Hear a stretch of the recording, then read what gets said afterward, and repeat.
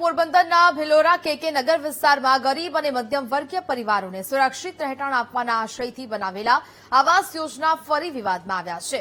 વર્ષ 2011-12માં અંદાજે ₹90 કરોડના અધધ ખર્ચે બનાવેલા આ 2448 આવાસ જર્જરિત હાલતમાં જોવા મળી રહ્યા છે, કારણ કે કરોડો રૂપિયાના ખર્ચ અને તકેદારી આયોગના કાગળ પરના ક્લિયરન્સ બાદ પણ આજે ફ્લેટોમાં ચોમાસા દરમિયાન પાણીનું લીકેજ, દિવાલોમાં ભેજ, છતમાંથી પોપડા કરવા અને પ્લાસ્ટર તૂટીને લોખંડના સળિયા દેખાવાય તેવી સમસ્યા ઉદ્ભવી છે।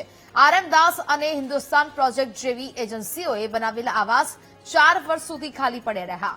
જ્યારે નાગરિકોને સોંપાયા ત્યારે જર્જરિત બાંધકામને કારણે આજે લોકોના જીવ જોખમમાં મુકાયા છે। રહેવાસીઓએ વારંવાર રજૂઆતો કરવા છતાં હજી સુધી કોઈ કાયમી ઉકેલ ન આવતા સ્થાનિક પરિવારોને ભારે હાલાકી સર્જાઈ ભયના ઓથાર હેઠળ જીવવા સ્થાનિકો મજબૂર બન્યા છે।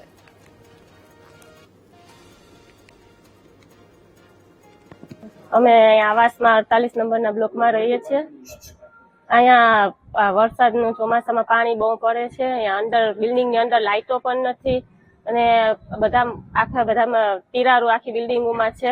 અહીંયા ગંદકી વાળો બહુ છે, વરસાદના લીધે મચ્છરોને બહુ થાય છે, અમને હેરાન થઈએ છે। તો મહાનગરપાલિકાને મારી નમ્ર વિનંતી છે કે અહીંયા વહેલી તકે બધું કામ સરખું કરાવે। અમારા અહીં 5 વર્ષથી અમે રહીએ છીએ આવાસના મકાનમાં, પણ કોઈ અહીં સફાઈ કરવા ન થતું, કોઈ દી ગટરનું કામ કરવા ન થતું ને મકાન આખા નબળા છે। અમે રેવા આવ્યા ને ત્યાં તળું હતી, પણ અમને એમ કે તળું હે, પણ અત્યારે તળું વધી ગઈ, બધીના ઘરમાં પાણી પડે, બધી કેટલી જાતની સમસ્યા છે, કચરાની સમસ્યા છે, કોઈ સફાઈ કરવા ન થતું, કોઈ ગટર કાઢવા ન થતું, કોઈ જાતની જર્જરિત મકાન આખા થઈ ગયા છે। અમારે આમાં અત્યારે રહેવું કેમ? પોરબંદર શહેરમાં બોખીરા ખાતે આવાસ યોજના આવેલી છે। આવાસ યોજનામાં અગાઉ જ્યારે બાંધકામ કરવામાં આવ્યું તે સંજોગોમાં અત્યારે ત્યાં લગભગ 47 જેટલા બ્લોકમાં અંદાજે 13 થી 14 કરોડના ખર્ચે